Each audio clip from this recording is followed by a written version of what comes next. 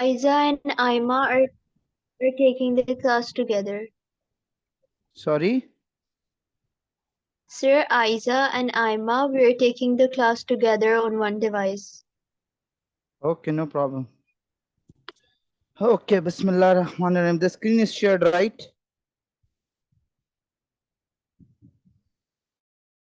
All of you can see the screen, if I'm not wrong. No, it's not shared. Just wait a second. It is being shared.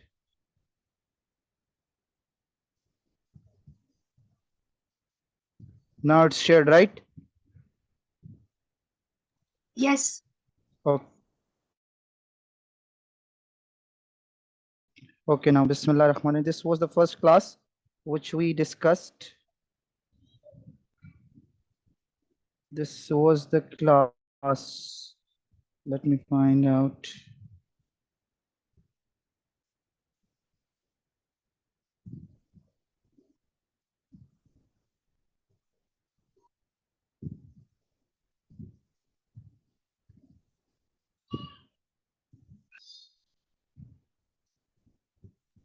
Sir Okay. आप ये The lecture last अगर thing. Record करें तो आप ये video बाद में डाल देना। मुझे ना क्या नाम है फैमिली के साथ कहीं जाना है तो इसलिए मैं क्लास अटेंड नहीं कर पाऊंगा। आप सर रिकॉर्डेड वीडियो जो है वो क्या नाम है यूट्यूब पे डाल देगा। Okay. Now the last topic which we did was, I guess, errors. Aiza, if I'm not wrong, systematic and random error, right?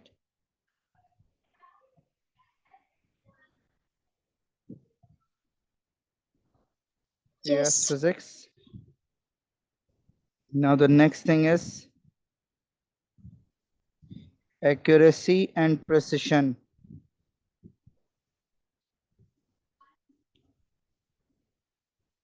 Ab beta, what is meant by accuracy?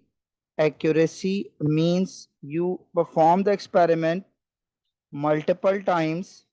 For example, an experiment is performed, for example, 10 times, and you getting same value, and the value is correct, which means that the true value is 9.81. I am performing an experiment for 5 times. Every time the value is 9.81, 9.81, 9.81, 9.81, and 9.81. I am performing the experiment for 5 times, and all 5 times I'm getting the same value, and the value is also corresponding to correct value. So my value is precise as well as accurate. यानी मैं accurate भी हूँ, मैं precise भी हूँ. Is this clear? Aiza, Amna, and Hamza. Yes. Now, precision.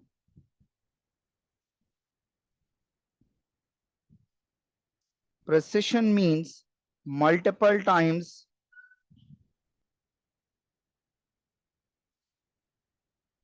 same value. Over in this part, आप ये नहीं देखेंगे कि आपके पास वैल्यू सही है या नहीं है. अगर आपकी एक ही वैल्यू आ रही है तो आप प्रिसाइज हैं. क्या ये बात समझ में आती है बेटा?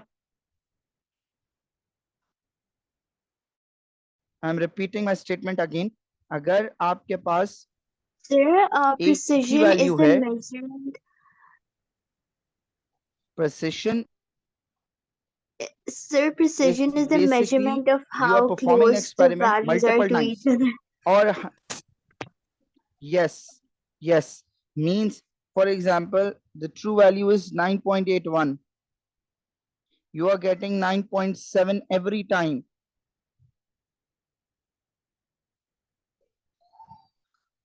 So this is not a correct value, but it is close to the true value. So you are more precise. There is a precision difference of 0.2. Clear? Noor, Amna, and Aiza and Hamza. Clear? Yes.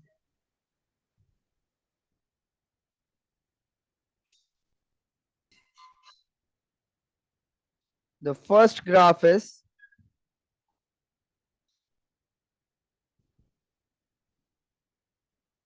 this thing. This is x naught. This is a true value. The experiment जो हम perform करते हैं हमारी value ये आती है. We are precise, but we are not accurate. Clear?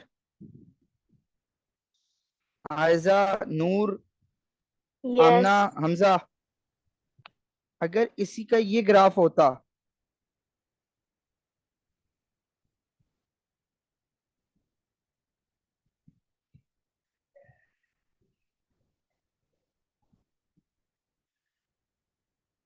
कि आपके पास इस तरीके से ग्राफ बनता तो you are accurate as well as precise. Clear, beta? Girls, Hamza, Yes. Noor, you are not responding.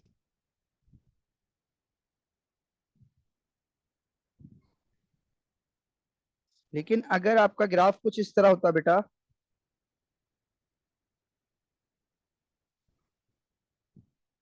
so neither you are accurate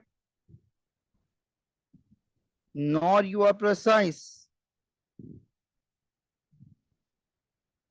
Clear, beta? Girls, Aiza, Noor, Hamza. Yes. No problem, Noor. Okay. Now, the next thing is prefixes. I would like to request you guys कि आप या तो इसको लिख लें या जब ये पूरे हो जाए तो इनकी पिक्चर ले लीजिए क्योंकि ये काफी पूरे फिजिक्स में बहुत तंग करेंगे. Deci, small d small c 10 to the power minus 2, milli, small m 10 to the power minus 3, micro 10 to the power minus 6, nano 10 to the power minus 9, pico 10 to the power minus 12, kilo capital K 10 to the power positive 3, mega capital M 10 to the power positive 6, giga capital G 10 to the power positive 9, tera capital T 10 to the power positive 12. ये या तो लिख लें अपने पास या इसकी picture ले लें क्योंकि काफी काम आएंगे आपके पूरे through out your AS and A2 physics.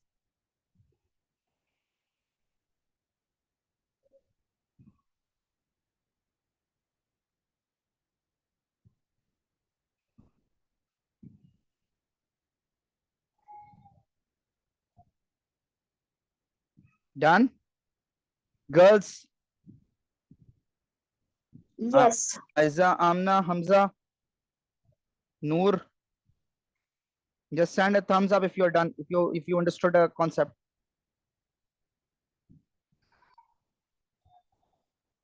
Okay. Now there are certain questions. One micrometer over 1 gigameter. अब देखें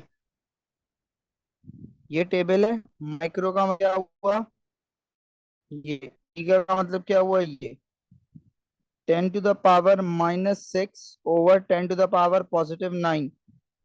ये कैंसिल नहीं हो सकते, ये ऊपर जाएगा 10 to the power minus 6 into 10 to the power minus 9.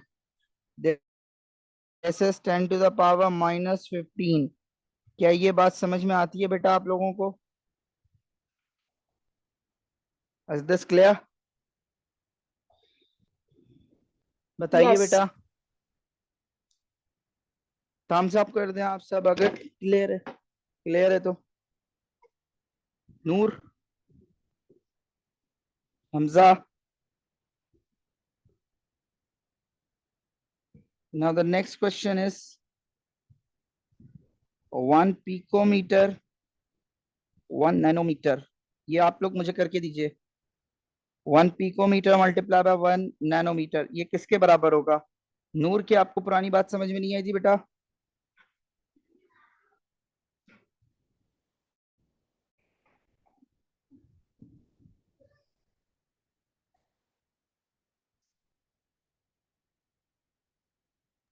Sir, can you repeat the question?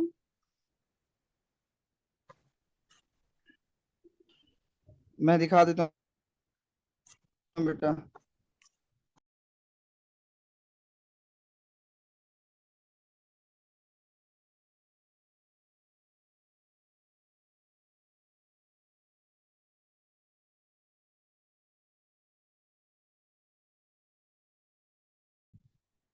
1 picometer into 1 nanometer, or p means 10 to the power nano is to the power minus 9. You know at one basis in it to the power minus plus.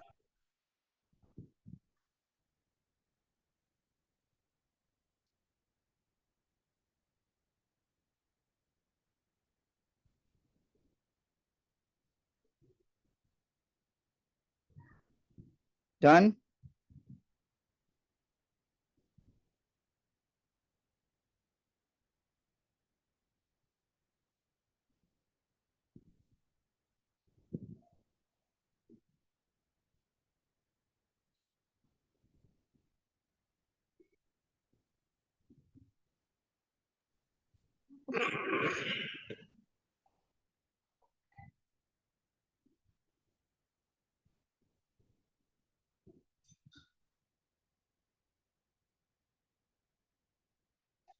Done.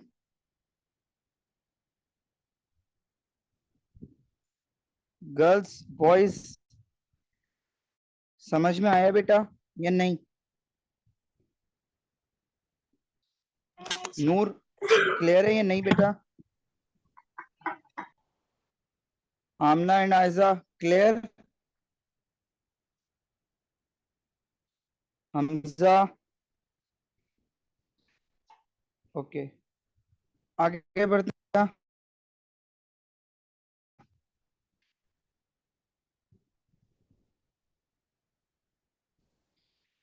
Now the next thing is scalars and vectors.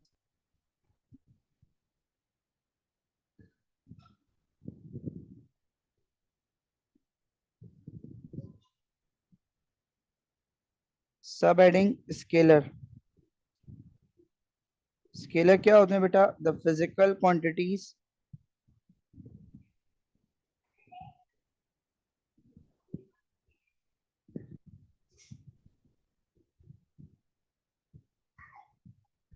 which have magnitude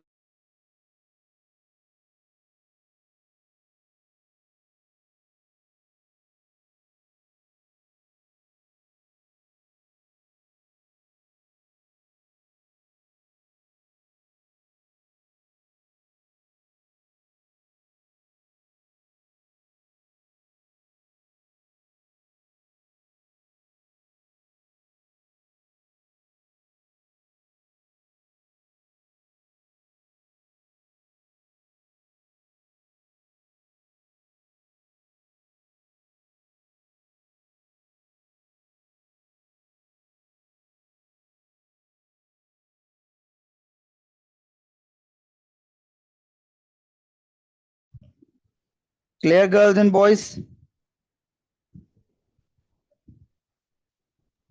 Yes. Okay.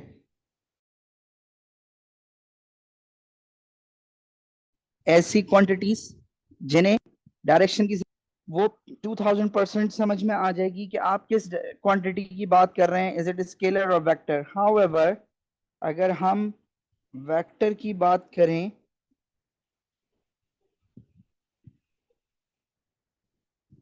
so vector will go like this: the physical quantities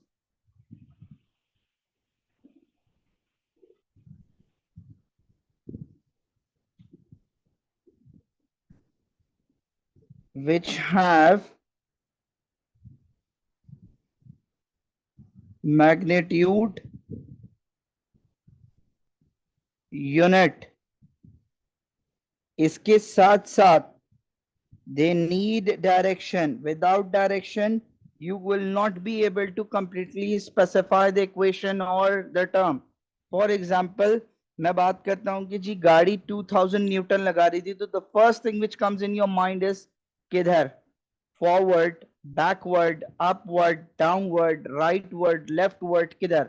So without particular direction the vectors cannot be expressed, so they need direction. Example,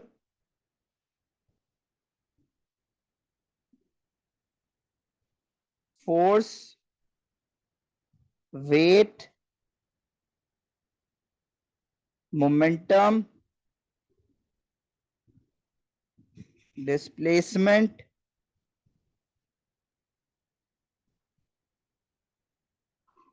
velocity, acceleration. Clear, girls and boys?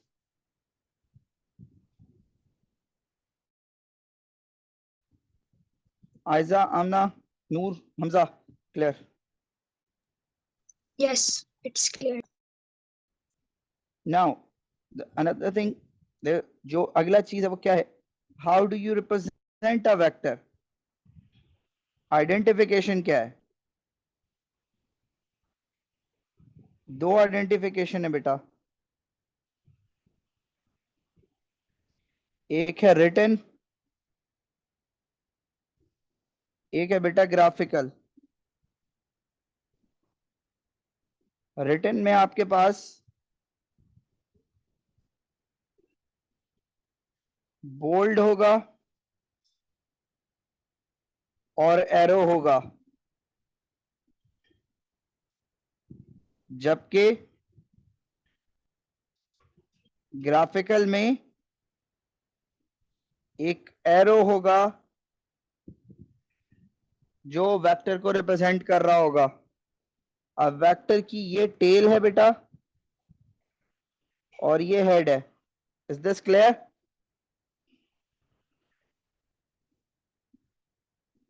बताइए बेटा.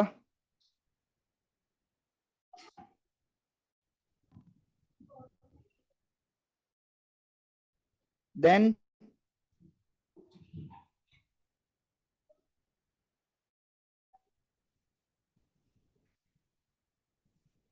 Next is addition and subtraction.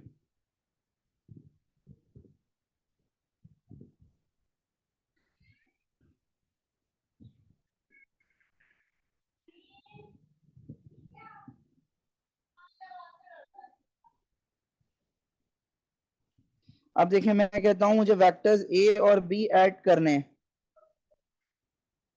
मैं आपसे कहता हूं मेरे पास vector A ये है,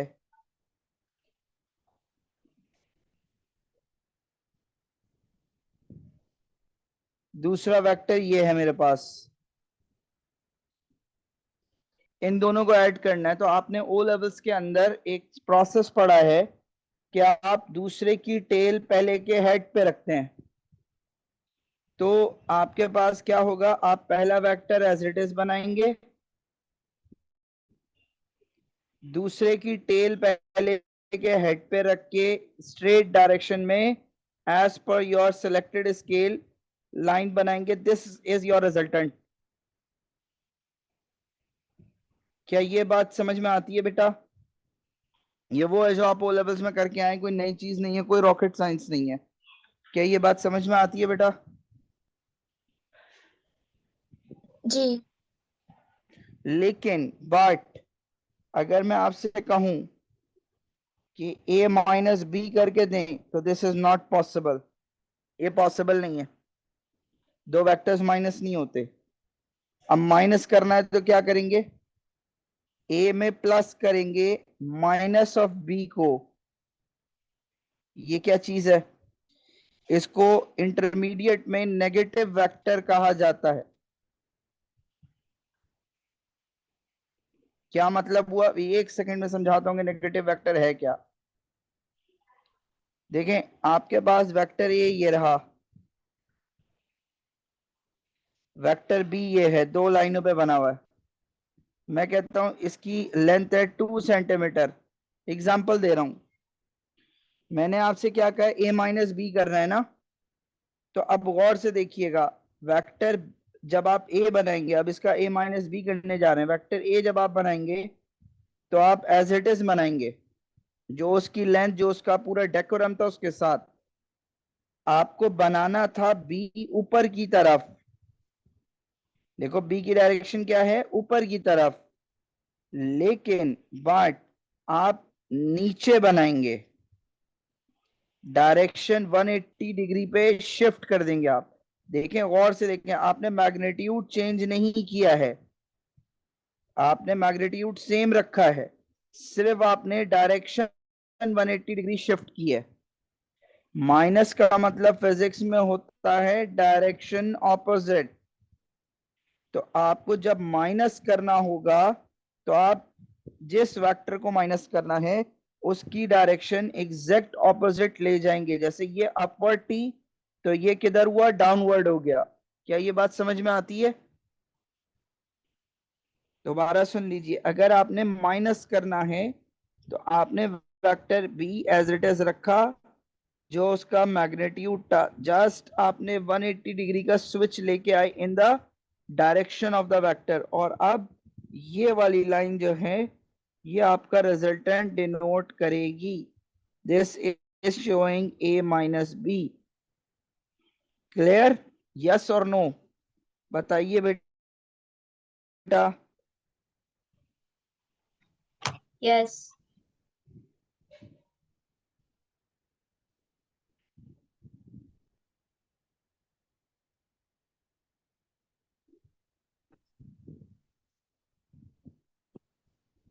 अच्छा जी, इसके बाद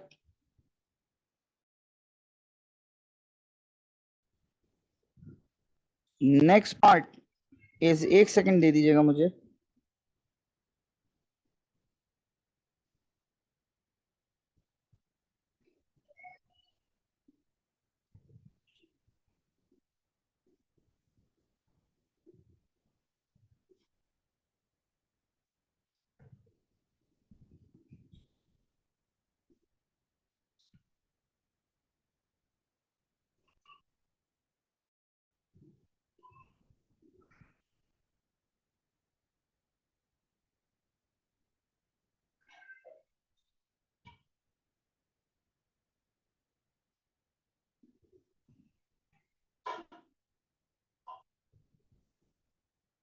अगला जो हमारा टॉपिक है, मुझे ये बताइएगा कि नेगेटिव वेक्टर समझ आ गया आप सबको?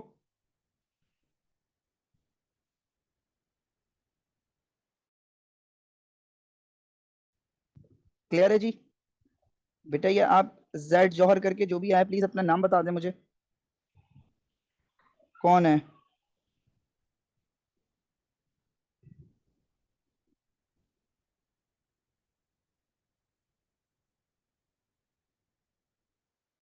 ओके बेटा लाइबा।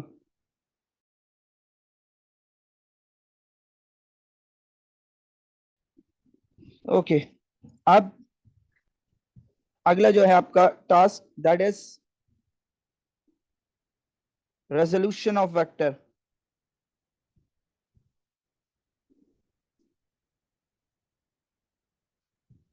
अब देखें, वेक्टर को समझें।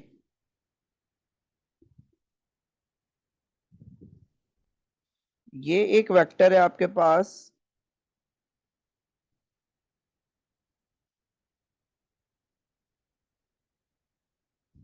वेक्टर एफ, इसका कोई ना कोई मैग्नीट्यूड होगा, नंबर होगा।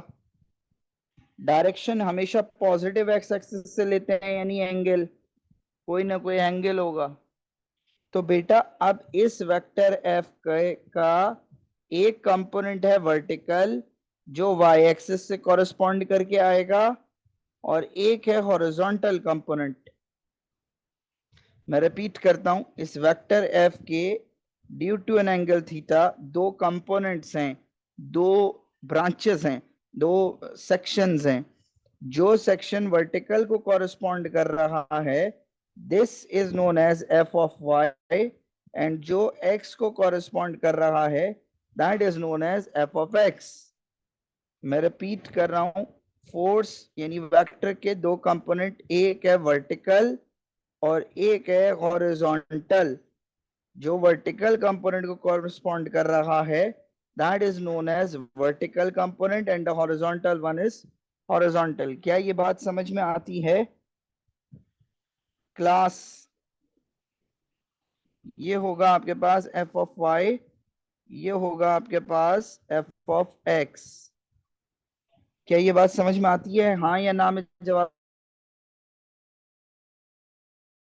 दीजिएगा please, all girls and boys. Laiba, Amna, Ayza, Hamza, Noor. बाकी भी जवाब दे दें ताकि फिर मैं आगे बढ़ूं।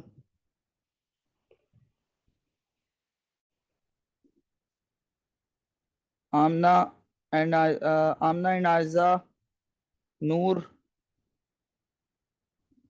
just waiting for your response.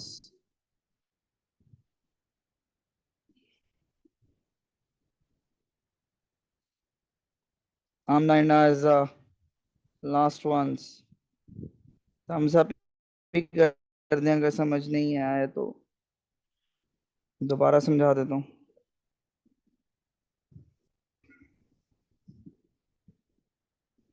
दोबारा समझा देता हूँ बेटा।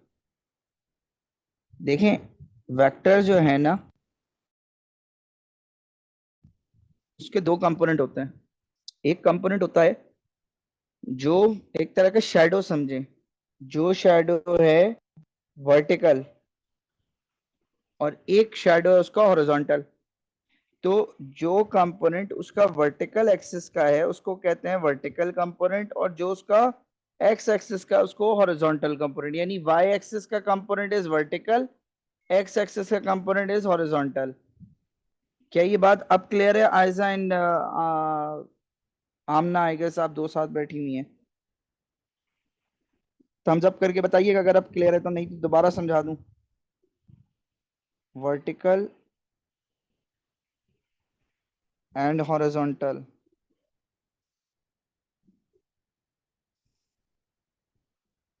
आप मुझसे अच्छी मैथ्स आप लोगों की है। If we are finding the vertical component, so you have read, you have studied that SOHCAHTOA. अगर मुझे ये चीज चाहिए और ये दो हैं तो मैं कौन सा रिलेशन लगाऊंगा? अच्छा, उससे पहले एक चीज समझे, थीटा के साथ वाला हमेशा बेस होगा, थीटा के सामने वाला हमेशा परपेंडिकुलर होगा। मैं रिपीट करता हूं, थीटा के साथ वाला हमेशा बेस या हॉरिजॉन्टल कंपोनेंट, थीटा के सामने वाला परपेंडिकुलर या वाई कंपोनेंट। क्लियर? तो कौन सी ट्रिग्नोमेट्रिक आइडेंटिटी में ये तीन चीजें आ रही हैं जो सर्कल हुई हैं अभी आपके सामने? That is sine function, right? Sine theta is equal to perpendicular upon opposite, या आप जो भी कहते हैं उसको। तो ये एफ ऑफ वाई बन गया एफ साइन थीटा।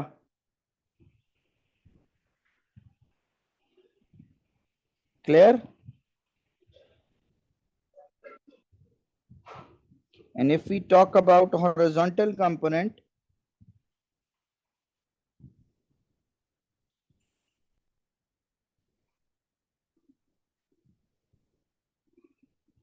उसके लिए we know cos function लगेगा।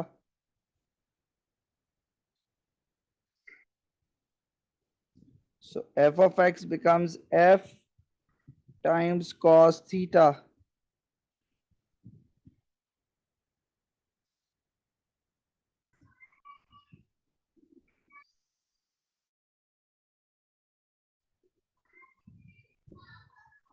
डन। मुझे बताइए यहां तक क्लियर है, यस या नो? आयजा।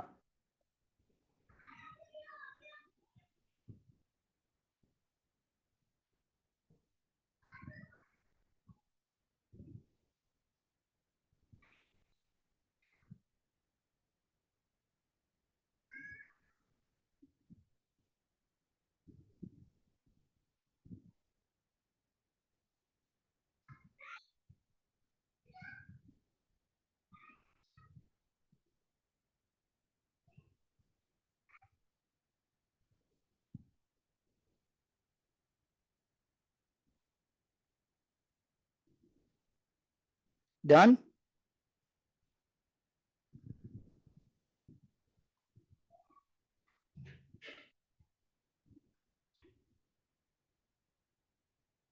जी नूर करा रहा हूं।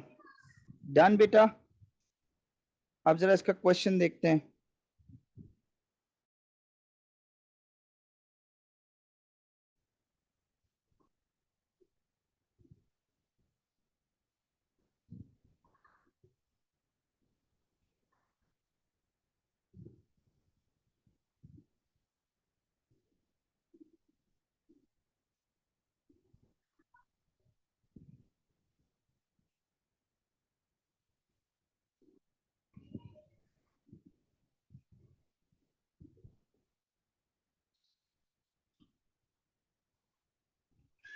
अब ये देखें क्वेश्चन क्या आपके सामने आ गया। This is October number 2010, question number 3। वो कह रहा है vector is 5 kilometres, the angle is 53। वो कह रहा है एक्स वाई निकालें। अब देखें थीटा के साथ वाला कौन सा होता है बेटा? बेस। थीटा के सामने वाला परपेंडिकुलर। आपसे बेस कंपोनेंट पूछा जा रहा है ना, तो आप कॉस फंक्शन यूज करेंगे, F of x over F. F कितना है? 5 कॉस एंगल 53। सो अगर एफ एक्स चाहिए तो आपकी इक्वेशन क्या बन गई? 5 कॉस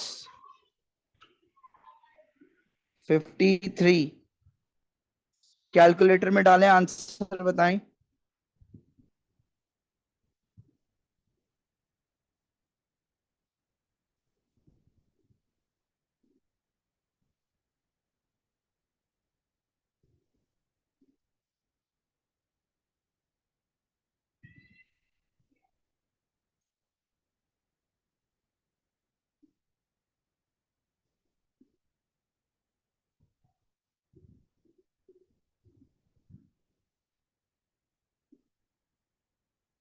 डन। आंसर बताइए।